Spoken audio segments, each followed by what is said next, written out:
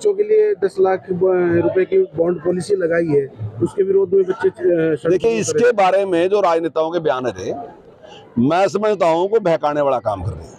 कोई इस प्रकार का नहीं है। सरकार ने एक निर्णय लिया, क्योंकि जो बच्चे सरकारी को उसमें पढ़ते हैं, संस्थान में पढ़ते हैं, उनका खर्चा बहुत कम होता है। तो पैसा किसका है? मुख्यमंत्री का पैसा नहीं है, मेरा पैसा भी नहीं है, मंत्री दूसरे मंत्री का पैसा नहीं, जनता का पैसा है। तो हमने कहा कि जनता के पैसे पे वो डॉक्टर बनते हैं, तो इसलिए उनकी ड्यूटी भी है कि जनता के लिए भी तो कुछ कराएंगे, नहीं कराएंगे। तो हमने कहा कि 7 साल तक वो सरकारी सेवा में रहेंगे।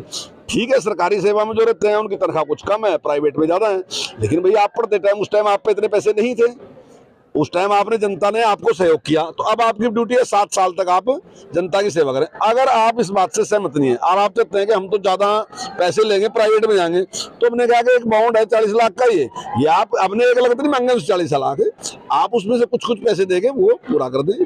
तो ये जनता के, वो पैसा अगर वो देंगे वो भी जनता के पास ही आएगा, और जो उनके ऊपर खर्च है वो भी जनता का ही पैसा है। तो जनता के प्रति जिम्मेदारी तो है, मैं समझता हूँ अपनी जिम्मेदारी समझनी चाहिए। सर, गरीब छात्र कैसे 40 लाख रुपए देते? नहीं, कौन मांग रहा गरीब साहब? बिल यही तो आपने बहुत अच्छा प्रश्न पूछ लिया साहब। गरीब से कोई मांग ही नहीं रहा पैसा एक भी। आप डॉक्टर बन गए, अब डॉक्टर बनने के बाद तो आप गरीब नहीं रहे ना। एक तरफ आपके पास एक है कि आपको 1.25 लाख रुपए तनख्वाह मिलेगी, एक तरफ आपके पास है कि आपको 2 या 2.5 लाख मिलेगी। हम कह रहे हैं 1.25 लाख जो देने पड़े, उन्होंने आप पढ़ाए थे, उन्होंने खर्चा करा, आप एक पैसा भी ना दो, आप उनकी सेवा कर दो 7 साल, कोई पैसा नहीं देना आपने।